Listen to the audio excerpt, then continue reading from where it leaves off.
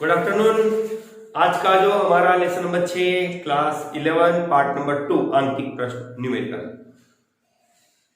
प्रायोगिक दृष्टि से भी और फ्यूचर क्लासेस की दृष्टि से न्यूमेरिकल भौतिक ज्ञान के काफी इंपॉर्टेंट होते हैं। इस वीडियो में हम जैसा कि इसका पार्ट 1 हमने पहले आपको दे दिया है, पार्ट नंबर 2 आज अपना है जिसमें शेष बचे हुए सवालों को हम आज सॉल्व करेंगे। स्टूडेंट्स, आपकी जानकारी के लिए मैं बताऊं कि हम इस पार्ट में जो न्यूमेरिकल सॉल्व कर रहे हैं वो कार्य, ऊर्जा, शक्ति और कार्य की विभिन्न स्थितियों को लेकर, ऊर्जा के विभिन्न प्रकारों को लेकर, कार्य ऊर्जा, प्रमेय, स्थितिज ऊर्जा, कई ऐसे पॉइंट जो हमारे पास बनते हैं, बेसिक फंडामेंटल बनते हैं, पर आधारित है। तो इसी पर स्टूडेंट्स हम पहले हमारे पार्ट नंबर 1 में हम 13 सवाल, क्वेश्चन नंबर 1 से 13 तक के सवाल दे चुके थे, जिसमें कुछ थियोरेटिकल क्वेश्चंस थे जिनको हम हमारी वीडियो में जवाब के रूप में आपको पहले बता चुके थे। अब स्टूडेंट्स, आज हमारा जो क्वेश्चन है क्वेश्चन नंबर 14 से हम स्टार्ट करते हैं आज हमारे इस वीडियो को। क्वेश्चन नंबर 14 आपको कहता है कि किसी गैस पात्र में कोई कण v बराबर 200 मीटर प्रति सेकंड की चाल से 30 डिग्री का कोण बनाते हुए गतिमान होते हैं और क्षैतिज दीवार से टकराते हैं और उसी चाल से टकराते हैं और उसी चाल से वापस लौट आते हैं, तो क्या यह टक्कर में संवेग संरक्षित रहेगा? अरे ये तो जवाब आपको केवल थ्योरेटिकल रूप में देना है।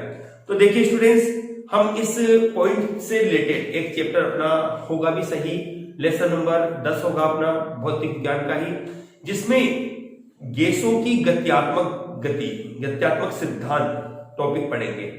उस टॉपिक में स्टूडेंट्स हम बताएंगे कि गैसीय कण जो होते हैं हर संभव वेग से, जिसको अपन वर्ग माध्यम मूल वेग कहते हैं, से गतिमान रहते हैं। ये कण जब परस्पर टक्कर करते हैं तो इनके बीच में जो होने वाली टक्कर होती है वो प्रत्यास्थ टक्कर होती है। और जैसा कि हम जानते हैं कि प्रत्यास्थ टक्कर में संवेग और ऊर्जा दोनों ही संरक्षित रहती है। इस प्रकार से स्टूडेंट्स इस सवाल का आंसर जो बनेगा कि गैसीय कण प्रत्यास्थ टक्कर करते हैं जिसमें संवेग और गतिज ऊर्जा दोनों ही संरक्षित रहती है। मैं इसको बोर्ड पे लिखता हूं, आप इसका आंसर नोट करिए। चूंकि गैसीय कणों के मध्य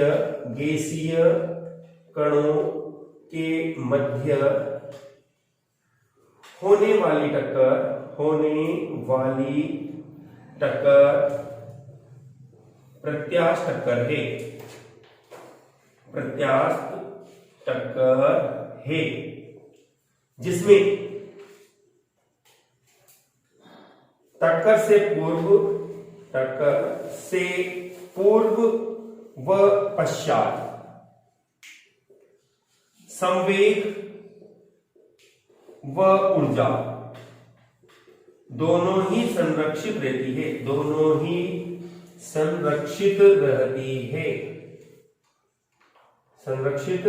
रहती है। ठीक है स्टूडेंट्स, आपका जो सवाल है आपसे पूछा गया है क्या यह प्रत्यास्थ है? बिल्कुल आप ध्यान रखिए कि गैसीय कणों के मध्य जो टक्कर बनती है वह हमेशा प्रत्यास्थ टक्कर होती है। चलिए इसको लिखिए, फिर आते हैं हम क्वेश्चन नंबर 15 पर। क्या कहता है 15 आपको? चलिए स्टूडेंट्स, क्वेश्चन नंबर 15 लेते हैं अपन, जिसमें बोला गया है कि किसी भवन के भूतल पर लगा कोई पंप 30 मीटर क्यूब आयतन की पानी की टंकी, V आयतन है, इसको बोला गया है 30 मीटर क्यूब। ठीक है, मीटर क्यूब चूंकि आयतन का मात्रक होता है मीटर क्यूब के रूप में, पानी की टंकी को 15 मिनट में भर देता है। T समय 15 मिनट आपको दे रखा है। सेकंड में चेंज कर लो क्योंकि आगे पीछे अपने को चेंज करना ही पड़ेगा। कितना होता है? 15 × 90 900 सेकंड अपने पास बनता है। कैलकुलेशन चेक करते रहना स्टूडेंट्स। यदि टंकी पृथ्वी तल से 40 मीटर ऊंचाई पर है, H आपको दे रखा है कितना? 40 मीटर। ठीक है, तो पंप की दक्षता 30% है, मतलब पंप की जो कुल निर्गत जिसको अपन कहते हैं कुल क्षमता 30% है। ठीक है, तो आपको बोला गया है कि पंप द्वारा कितनी शक्ति का उपयोग किया जाएगा? उपयोग, ठीक है ना, उपयोग का मतलब हो गया निवेशी और निर्गत, क्योंकि दक्षता आपके पास होती है निर्गत और निवेशी शक्ति का अनुपात। इसको अपन अभी आगे डिस्कस करते हैं। और पहले अपन शक्ति निकालनी है, तो आप जानते हैं शक्ति P बराबर होता है W/T। तो पहले W निकालो आप, ठीक है ना। अब W के लिए अपन जानते हैं W बराबर होगा, जब वस्तु को पृथ्वी सतह से ऊपर ले जाया जाता है तो किया गया कार्य W बराबर होता है mgh, ठीक है। तो पहले अपन कार्य निकालते हैं। तो हमने कहा यहाँ पे कि पृथ्वी सतह से h ऊंचाई पर किया गया कार्य आपको बनेगा W बराबर mgh। m होता है द्रव्यमान, और द्रव्यमान आप जानते हो द्रव्यमान बराबर होता है आयतन इंटू घनत्व, ठीक है, और इंटू g और इंटू h।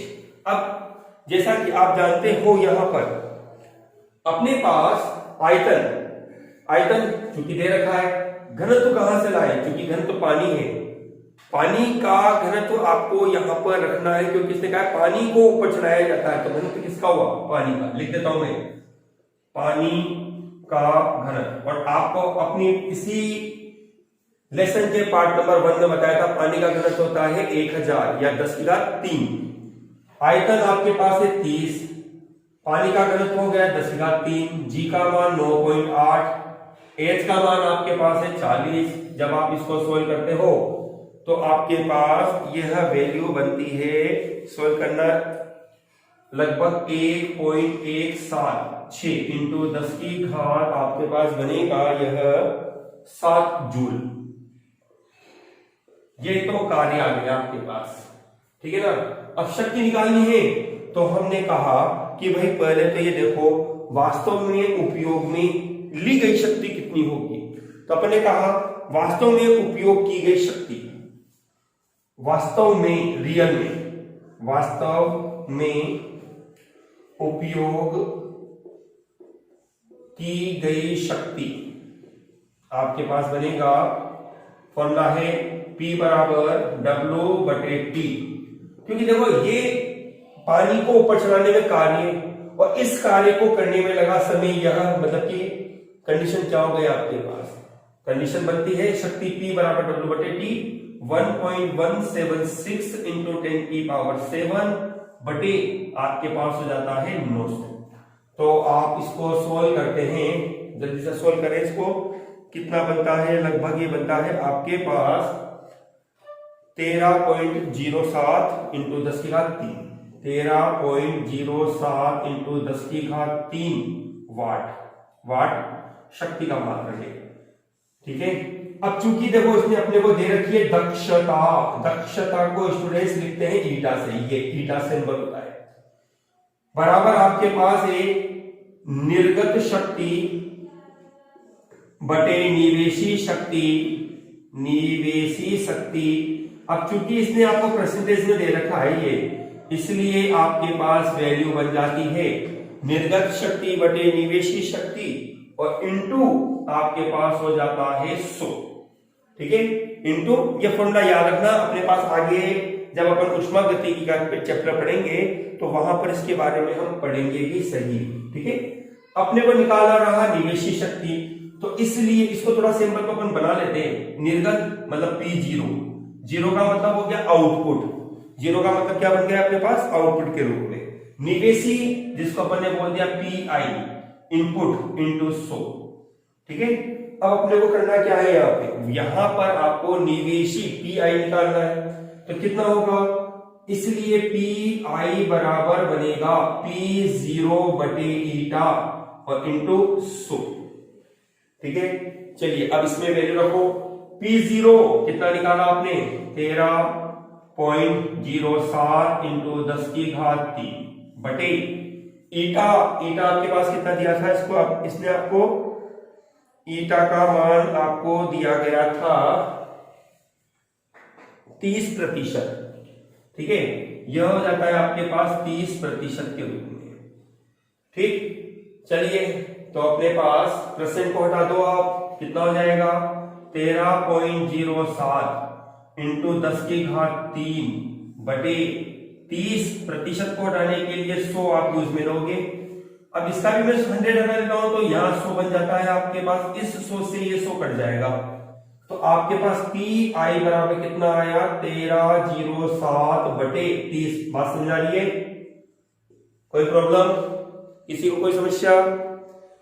चलिए अब अपन इसको सोल्व करेंगे तो आपके पास ये डिवाइड करने पर लगभग कितना बनेगा, ये आपके पास बनेगा 43.6 इंटू 10⁻³ वाट। ठीक है, इस तरह से निवेशी शक्ति आपके पास आती है 43.6 इंटू 10⁻³ वाट, और निर्गत शक्ति आपने प्राप्त की थी 13.07। अब देखो ये तो है निर्गत के रूप में ना, ये निर्गत के रूप में था, यदि आप इसका 30% निकालते हो ना तो यही आंसर आपको बनेगा, जो कि कहना चाहता है ये इसने क्या कहा था आपको, इसने ये कहा था कि आप इतना कार्य करिए कि जो टोटल आपके पास है उसका 30% भाग आप एक ऊंचाई पर ले जा सको।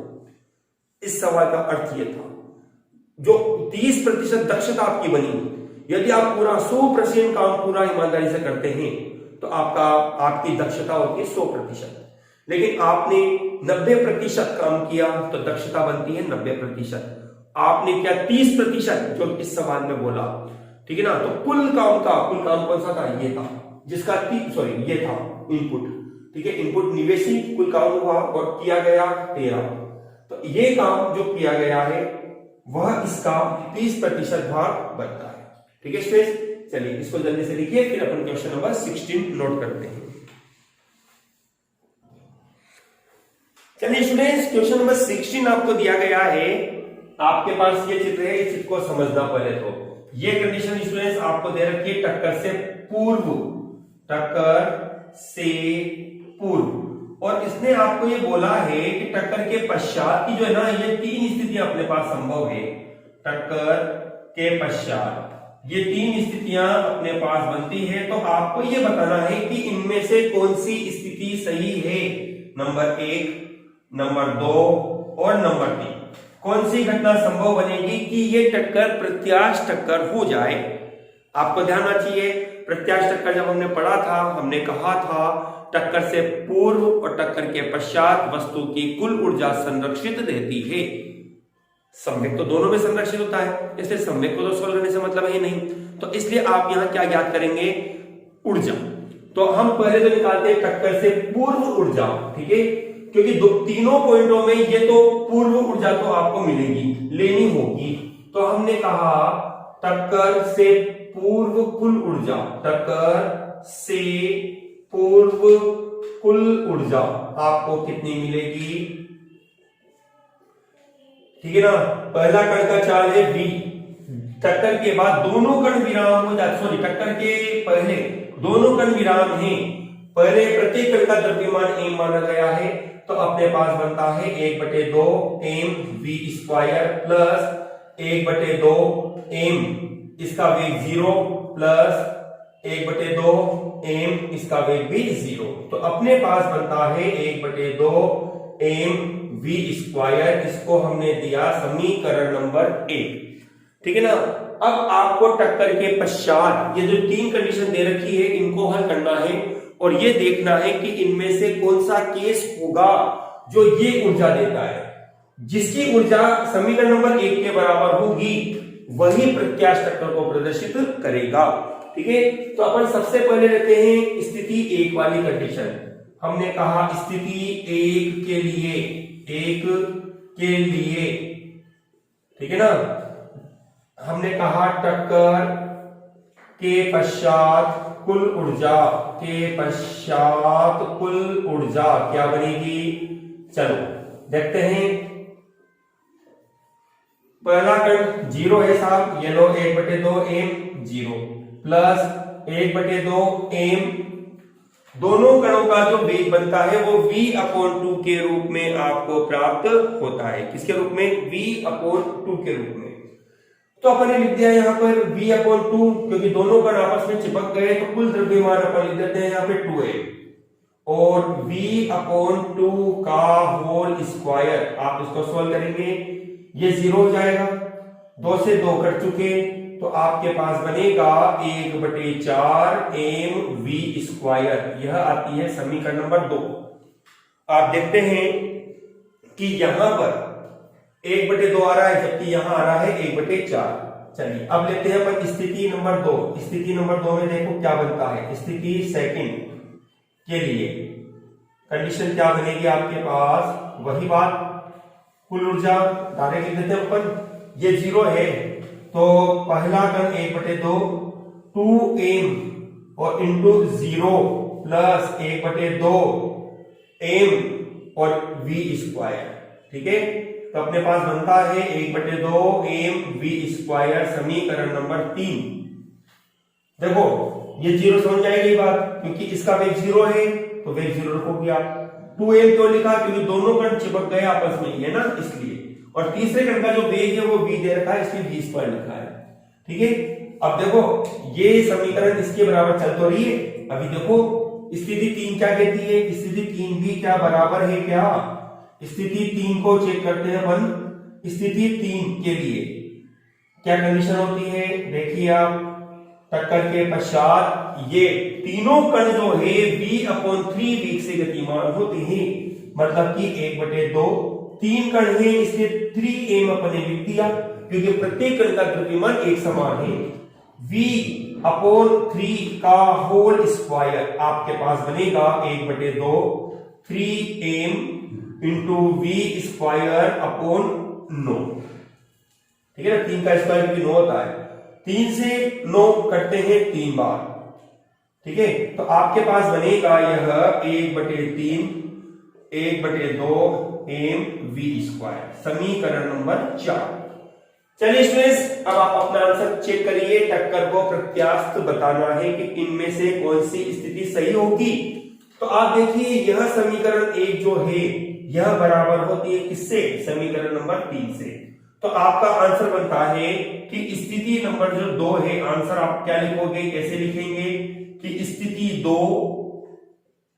स्थिति नंबर 2 जो है प्रत्यास्थ टक्कर को प्रदर्शित करती है, प्रत्यास्थ टक्कर को प्रदर्शित करती है।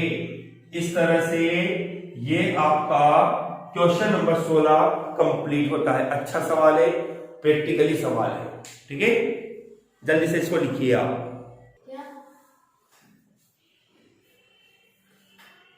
हाँ, तो स्टूडेंट्स नेक्स्ट क्वेश्चन देखिए, क्वेश्चन नंबर 17 थ्योरेटिकल क्वेश्चन है 17, और क्वेश्चन नंबर 17 थ्योरेटिकल क्वेश्चन बनता है, जिसमें आपको बोला गया है एक लोलक है।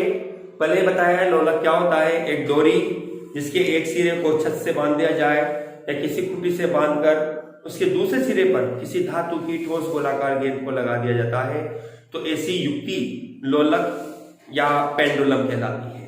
ठीक है, जिसको 30 डिग्री का कोण बनाते हुए छोड़ा जाता है। विराम अवस्था में एक गोलक है जो मेज पर रखा हुआ है। देखो इस तरह से चित्र है इसका, ये यहां पर एक गोलक मेज पर रखा हुआ है। आपने कहा इसको 30 डिग्री का कोण बनाते हुए, ये तो बी है और ये ए है।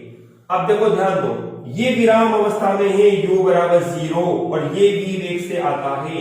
हमने पढ़ा था प्रत्यास्थ टक्कर में कि जब एक कण स्थिर और दूसरा कण गतिमान होता है तो टक्कर के पश्चात जो कण गतिमान था वो तो स्थिर हो जाएगा और जो कण स्थिर था उसका वेग हो जाएगा v, मतलब कि इस वेग से ये कण क्या होगा, गतिमान हो जाएगा। तो अपन क्या कहेंगे, आंसर आप कह सकते हैं कि टक्कर के पश्चात एक विराम अवस्था में जबकि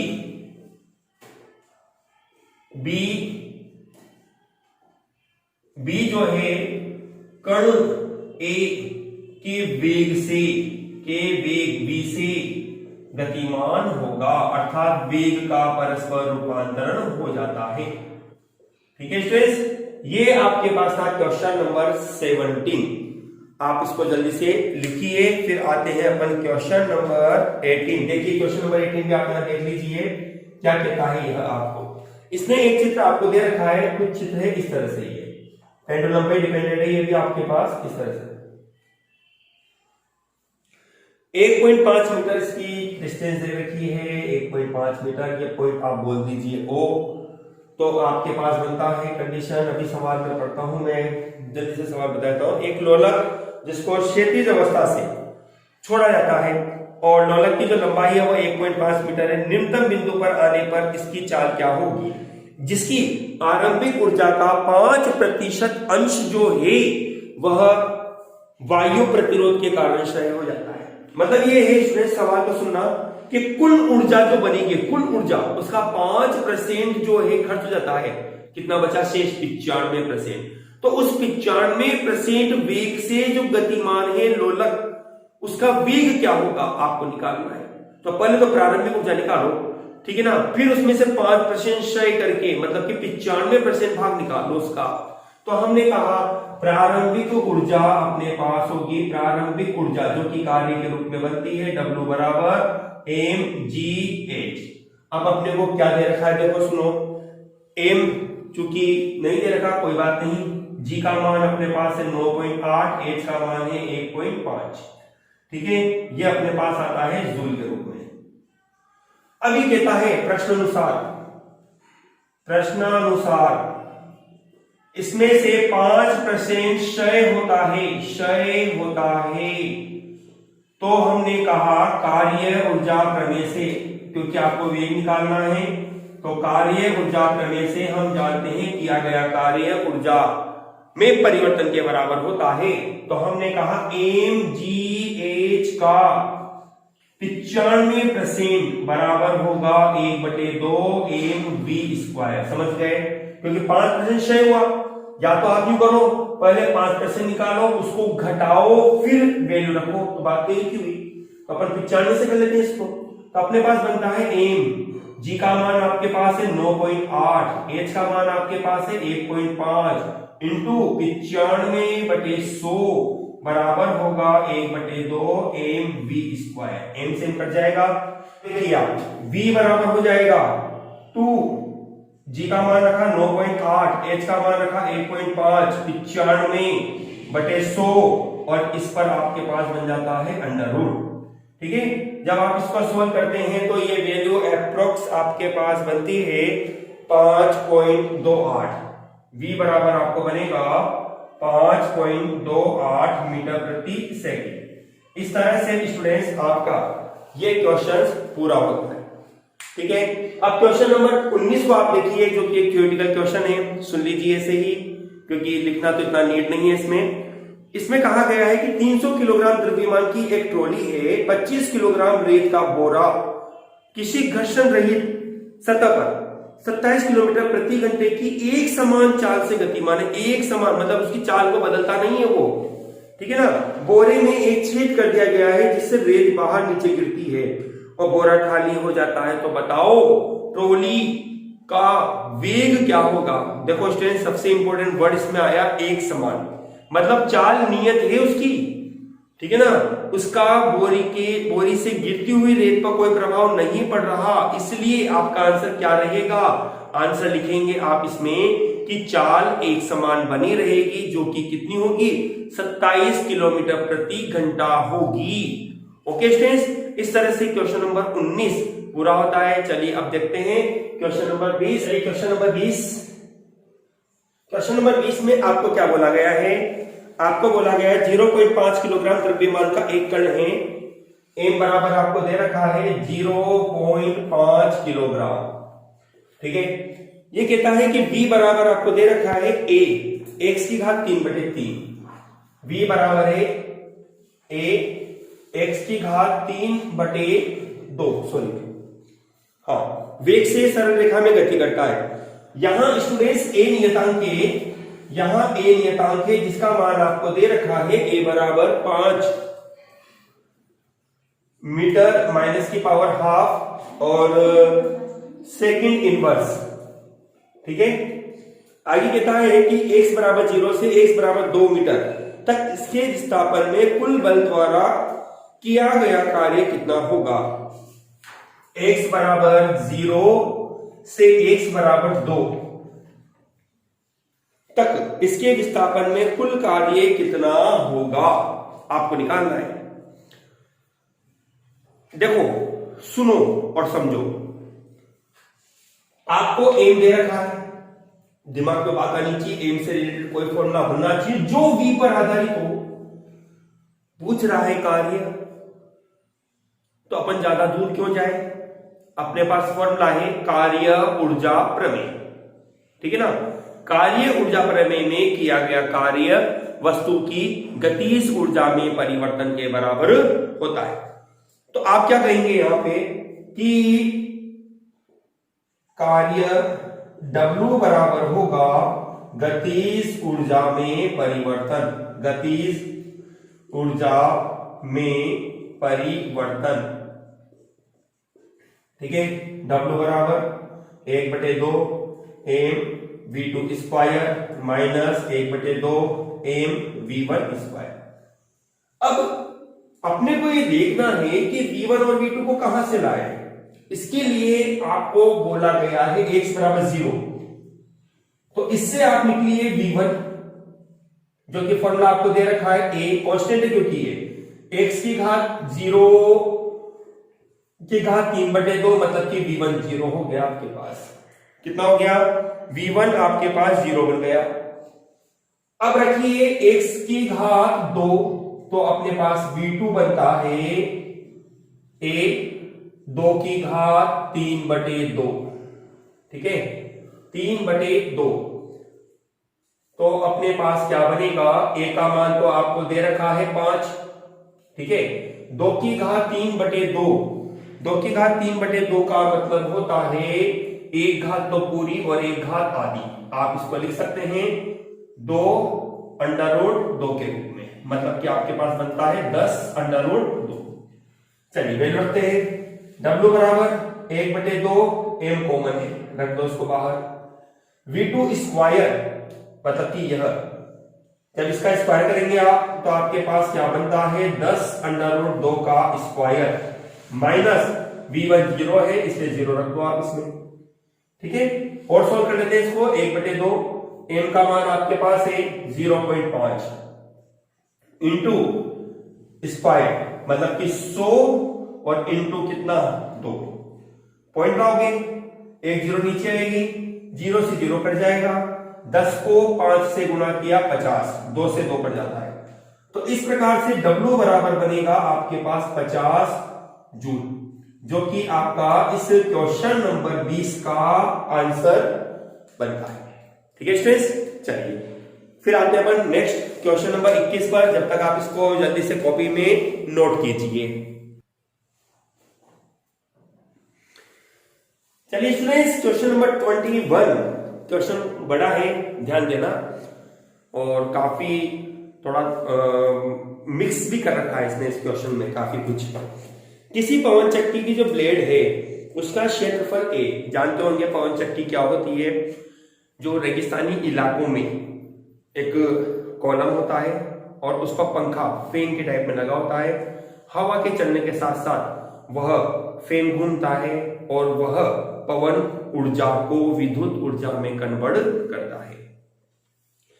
तो आपको बोला गया है कि हवा v वेग से कुल वृत्त के लंबवत, क्योंकि जो पवन चक्की चलती है, पंखा चलता है, उसका जो पथ बनता है वो वृत्ताकार होता है, ठीक है।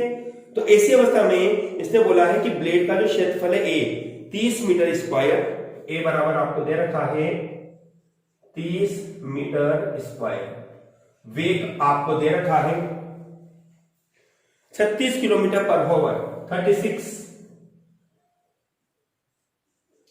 किलोमीटर पर आवर, इसको मीटर में कन्वर्ट कर दो आप पहले ही, 36 इंटू 5/18 आपके पास बनता है 10 मीटर प्रति सेकंड, ठीक है। आगे कहता है कि वायु का जो घनत्व है, ध्यान देना, वायु का घनत्व, वायु का घनत्व, इसको अपन लिख देते हैं D से, 1.2 मात्रक दे रखा है इसने, किलोग्राम में दे रखा है, किलोग्राम प्रति मीटर क्यूब, ठीक है। तो उत्पन्न विद्युत शक्ति का परिकलन कीजिए। लेकिन इसके पहले इसने एक सवाल दिया है, यदि हवा v वेग से कुल वृत्ताकार पथ के लंबवत दिशा में बहती है तो t समय में गुजरने वाली वायु का द्रव्यमान क्या होगा? वायु का द्रव्यमान क्या होगा? तो स्टूडेंट्स सवाल तो बहुत इजी है। पहले भाग के रूप में कि हम ये जानते हैं कि वायु का द्रव्यमान आसानी से लिखा जा सकता है। वायु का द्रव्यमान आप लिख दीजिए स्मॉल m। द्रव्यमान बराबर होता है आयतन इंटू घनत्व। आयतन इंटू घनत्व। अब देखो इस फॉर्मूले को कैसे बनाना है, ध्यान से सुनना, ध्यान से समझना और ध्यान से लिखना। आयतन होता है क्षेत्रफल इंटू लंबाई। क्षेत्रफल इंटू लंबाई। देखो जो पवन चक्की आपको दे रखी है, जैसे कि इस टाइप की पवन चक्की आपके पास बनी हुई है, ये इसका फैन हो गया आपके पास, ये पंखा है इसका, ठीक है। अब यदि आपको यह पंखों की जो लंबाई है ना वो दी गई होती तो हमारे पास बन जाता क्षेत्रफल इंटू लंबाई, ठीक है। लेकिन पंखों की लंबाई नहीं दे रखी तो अपन लंबाई कैसे लेके आए इसमें, है ना, इसमें लंबाई कैसे लाए? तो सुनो, आयतन आप लिख सकते हो क्षेत्रफल इंटू लंबाई, कोई बात नहीं, चलने तो अभी फॉर्मूला लिख रहे हैं अपन, और इंटू घनत्व, चूंकि घनत्व दे रखा है इसमें कोई प्रॉब्लम नहीं है अपने को। चलिए क्षेत्रफल अपने पास है a के रूप में दे रखा है। अब लंबाई को बनाने के लिए मैंने क्या किया, v को ले लिया इसमें, v वेग। लेकिन वेग का मात्रक अपन देखते हैं कि क्षेत्रफल का मात्रक तो मीटर स्क्वायर है, वेग का मात्रक होता है मीटर प्रति सेकंड आता है। तो सेकंड हटाने के लिए आपने यहां क्या कर दिया, इसको t से गुणा कर दिया। अब आप इस पद की यदि विमा बनाते हो ना तो विमा क्या बनेगी, मीटर क्यूब, और मीटर क्यूब विमा किसकी होती है, आयतन की होती है। इसलिए ये राशि बराबर हो गई किसके, आयतन के बराबर हो गई, ठीक है। और इंटू घनत्व जो कि आपके पास क्या है, d के रूप में, ठीक है। इसको अपन मिटा देते हैं। ये स्टूडेंट्स अपने पहले क्वेश्चन का आंसर है, क्योंकि देखो इसने ऐसा कुछ मान अपने को दिया नहीं है, a अपने को दे रखा है, b अपने को दे रखा है, लेकिन t, एक मिनट देखने लगे, t इसने अपने को नहीं दिया। तो आपको इसी रूप में इसका आंसर निकालना है। a का मान आपके पास है 30, v का मान आपके पास है 10, d का मान आपके पास है 1.2, और यह आंसर t में ही आपसे पूछ रहा है, ठीक है। तो कितना बनेगा आपके पास, बनेगा 10 हट जाएगा, कैंसिल हो गया ये इससे, और 12 को आप 30 से गुणा करेंगे 360 t, और ये आ जाता है आपके पास किसमें, किलोग्राम में। ये आपका पहले भाग का आंसर बनता है। चलिए अब दूसरा भाग देखो, इसमें दूसरे भाग में कहता है यह कि वायु की गतिज ऊर्जा क्या होगी। दूसरा भाग है वायु की गतिज ऊर्जा। वायु की गतिज ऊर्जा आपको याद करनी है, फॉर्मूला बहुत इजी है, k बराबर हाफ mv², ठीक है। वेल रखो इसमें आप k बराबर हाफ mv² में वैल्यू रखेंगे आप, तो आपको बनता है 1/2, ठीक है। m का मान आपने निकाला a v t और d और इंटू v²। अब देखो इसको तो अपन ने सोल्व कर रखा है, ठीक है ना, तो अपन इसको यूं लिख सकते हैं डायरेक्ट 1/2। इसको अपन ने वैल्यू को रखा तो अपने पास देखो a का मान v t और d, ये पूरी वैल्यू है। जिसको अपन ने हल किया था तो अपने पास आया था 360 t, और v का मान आपके पास कितना है, 10 का स्क्वायर, कितना हो जाएगा 360 में 2 का भाग दोगे तो आपके पास बनता है 180 इंटू 10 की घात 2, और ये हो जाता है t, क्योंकि t का मान इसको किसने अपने को नहीं दिया है, इसलिए अपन t को लेके चल रहे हैं यहाँ पे, और ऊर्जा है इसलिए मात्रक इसका बनेगा आपके पास कितना, जूल, ठीक है। अब इसका तीसरा भाग आपको क्या कहता है, तीसरा भाग आपको कहता है कि उत्पादित विद्युत ऊर्जा जो बनती है पवन चक्की की, वो 25% ऊर्जा को विद्युत ऊर्जा में रूपांतरित कर देता है। 25% जो ऊर्जा है ना उसको किसमें परिवर्तित करता है, ये विद्युत ऊर्जा में परिवर्तित कर देता है। तो सबसे पहले तो उत्पादित ऊर्जा निकालो। उत्पादित ऊर्जा क्या बनेगी? उत्पादित ऊर्जा का 25% भाग, तो अपन ने कहा उत्पादित ऊर्जा आपके पास बनेगी, उत्पादित ऊर्जा बराबर होगी के का 25%। ठीक है, के का मान आपने निकाल लिया 180 इंटू 10 की घात 2 इंटू टी इंटू 25/100। ये अपना आंसर आ गया स्टूडेंट्स, किसमें? जूल में। लेकिन अब ये कहता है शक्ति क्या होगी, तो इसलिए शक्ति आपके पास बनती है P बराबर W/T। अब जैसा कि आप जानते हैं W कहां से लाए, तो कार्य ऊर्जा करने से आप ऊर्जा का मान रख सकते हो W की जगह। तो आपके पास बनता है 180 इंटू 10 का स्क्वायर इंटू टी 25/100 और बटे कितना टी। टी से टी कट जाता है, 100 से 100 कट गए, तो आपके पास बनता है 180 इंटू 25, जिसको आप सोल्व करते हैं तो आपके पास बनता है 4500 वाट, क्योंकि शक्ति का मात्रक आपके पास होता है वाट के रूप में, जिसको आप यूं भी लिख सकते हो 4.5 किलो वाट। किलो का मतलब होता है 1000, क्योंकि अपन जानते हैं 1K बराबर होता है 1000। यदि आप इसको 1000 से गुणा कर देते हो ना, तो दोबारा से आपको 4500 ही मिल जाता है, लेकिन इसको लिखने का ये मेथड है।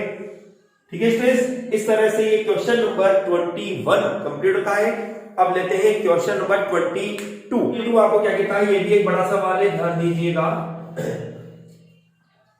कोई व्यक्ति वजन कम करने के लिए 10 किलोग्राम द्रव्यमान को 0.5 मीटर की ऊंचाई तक 1000 बार उठाता है। एम बराबर दे रखा है 10 किलोग्राम, एच बराबर दे रखा है 0.5 मीटर, और कितनी बार लेकर जाता है? 1000 बार। ठीक है, तो आपको सबसे पहला सवाल है गुरुत्वीय बल के विरुद्ध कार्य कितना होगा। बहुत इजी है। पहले भाग में तो कार्य W बराबर होता है mgh।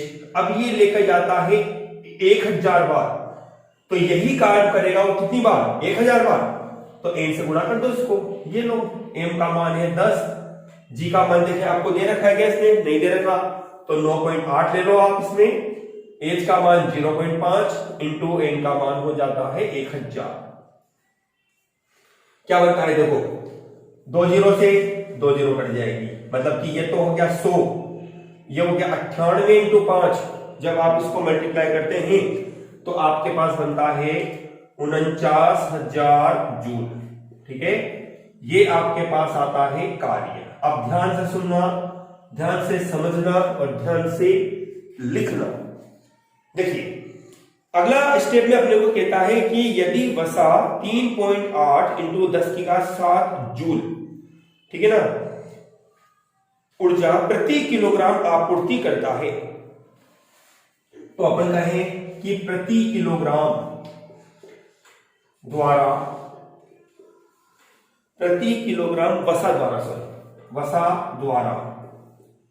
वसा द्वारा दी गई ऊर्जा कितनी है आपको? वो कितनी दे रखा है? 3.8 इंटू 10 की घात 7 जूल।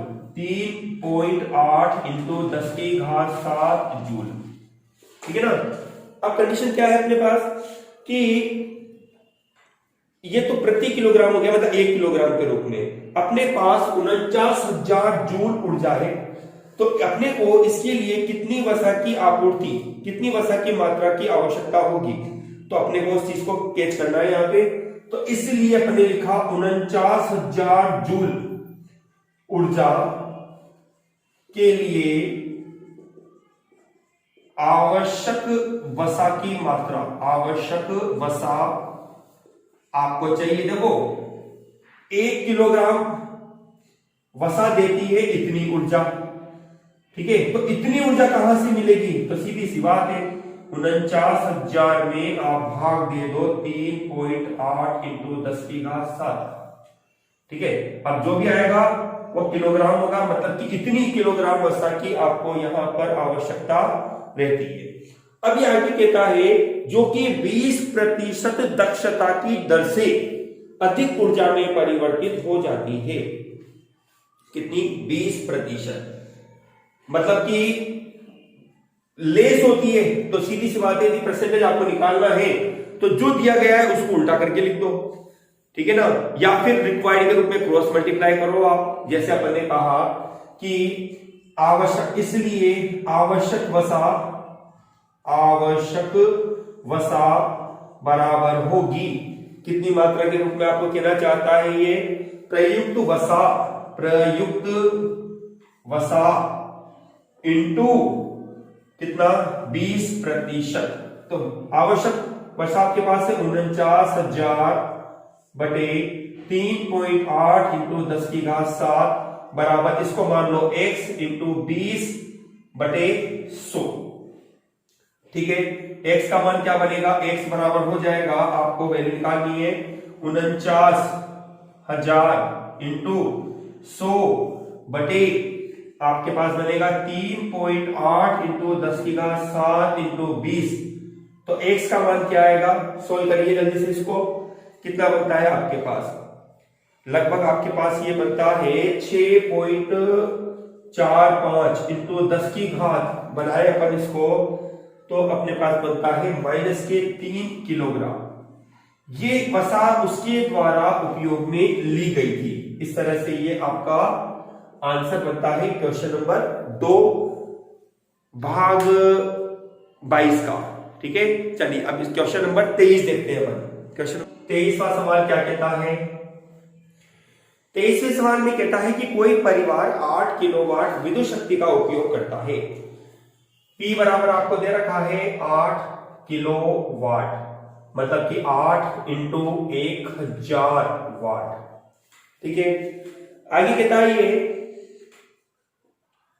कि पहला सवाल है इसका, किसी क्षैतिज सतह पर सीधे आपतित होने वाली सौर ऊर्जा की औसत दर 200 वाट प्रति मीटर स्क्वायर है। ठीक है ना, सौर ऊर्जा की औसत दर आपको दे रखी है। सौर ऊर्जा की औसत दर क्या बनती है आपको निकालना? औसत दर आपको दे रखी है कितनी? 200 वाट प्रति मीटर स्क्वायर। 200 वाट प्रति मीटर स्क्वायर। ठीक है, यदि इस ऊर्जा का 20% भाग लाभदायक विद्युत ऊर्जा में रूपांतरित किया जाता है, तो अपन ने कहा इसलिए रूपांतरित ऊर्जा कितनी बनेगी आपके पास? इसका 20%, 200 इंटू 20 बटे 100, मतलब कि आपका कितना होगा? यह 2 जीरो कट जाएगी, 2 इंटू 2 कितना? 40 वाट आपके पास बनेगा। ठीक है ना, 40 वाट प्रति मीटर स्क्वायर। ठीक है, हो गया आपके पास ये। अब ये कहता है आपको कि तो 8 किलोवाट, 8 देखो 200 वाट जो है वो औसत दर थी। अब इस 200 वाट का 20% भाग ही काम में आता है, तो कुल ऊर्जा कितनी होगी? 40। अभी कहता है आपको कि तो 8 किलोवाट की विद्युत आपूर्ति के लिए कितने क्षेत्रफल की आवश्यकता होगी? 8 किलोवाट। ठीक है, तो पहले तो 8 किलोवाट के लिए आवश्यक ऊर्जा की मात्रा आप ज्ञात करो कि कितने क्षेत्रफल के लिए आपको उसकी आवश्यकता होगी। तो हमने लिखा 8000 वाट के लिए आवश्यक क्षेत्रफल आपके पास बनेगा। आवश्यक क्षेत्रफल आपको बनेगा कितना? बनेगा 8000 में आपने भाग दे दिया कितने का? 40 का। 0 से 0 कट जाएगा, आपके पास आता है 200 मीटर स्क्वायर। अब स्टूडेंट्स ये तो आया कुल क्षेत्रफल। क्या आया? कुल क्षेत्रफल। लेकिन ये सवाल कहना चाहता है अगले सवाल नंबर 2 में कि छत का क्षेत्रफल भी बताओ। तो अपन कह सकते हैं ये तो पहला भाग आपके पास बना, नंबर 2, इसलिए छत का क्षेत्रफल ठीक है आपके पास बनेगा कुल कितना होगा? 200 मीटर स्क्वायर। तो लंबाई इंटू चौड़ाई आपके पास बनती है कितनी? 200। मान लीजिए यदि लंबाई और चौड़ाई बराबर है, ठीक है, तो आपको बनता है एक्स स्क्वायर बराबर कितना 200, तो लगभग आपका बनता है x बराबर 14.14 मीटर के रूप में। अतः आप इसको लगभग यूं भी लिख सकते हो 14 मीटर, ठीक है। अतः छत का क्षेत्रफल आपके पास क्या बनेगा, आपके पास बनेगा 14/14 मीटर के रूप में, मीटर स्क्वायर के रूप में, ठीक है स्टूडेंट्स। इस तरह से ये आपका आंसर बनता है। और हमारे पास यह लेसन नंबर 6 पार्ट 2 कंप्लीट होता है। तो स्टूडेंट्स इस वीडियो में हमने जितने क्वेश्चंस किए काफी इंपॉर्टेंट से, सारे क्वेश्चन जो भी बताए जाते हैं आपको मोस्ट इंपॉर्टेंट क्वेश्चन बताए जाते हैं। इन क्वेश्चन को आप अपनी फेयर कॉपी में करिए, सॉल्व कीजिए और याद भी कीजिए। ओके स्टूडेंट्स, धन्यवाद स्टूडेंट्स, थैंक यू।